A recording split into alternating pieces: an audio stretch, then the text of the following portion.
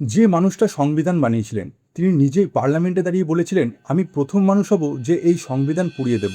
এটা কোনো শত্রু বলেননি, কিন্তু এটা বলেছিলেন ডক্টর আম্বেদকর। তিনি 3 বছর দিন রাত পরিশ্রম করে সংবিধান বানিয়েছিলেন। তার স্বপ্ন ছিল গরিব মানুষ এবং মহিলারা তাদের প্রাপ্য অধিকার পাবে, জাতিভেদ প্রথা শেষ হবে।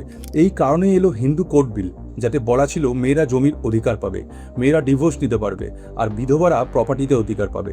কিন্তু কংগ্রেস সেই বিলকে চাপা দিয়ে দিল আপার কাস্ট হিন্দুদের খুশি রাখার জন্য। তাই সেই কারণেই ডক্টর আম্বেদকর সেই ক্যাবিনেটই ছেড়ে দিয়েছিলেন। যে মানুষটা সংবিধান বানিয়েছিলেন তিনি সেই সিস্টেমকেই প্রত্যাখ্যান করেছিলেন।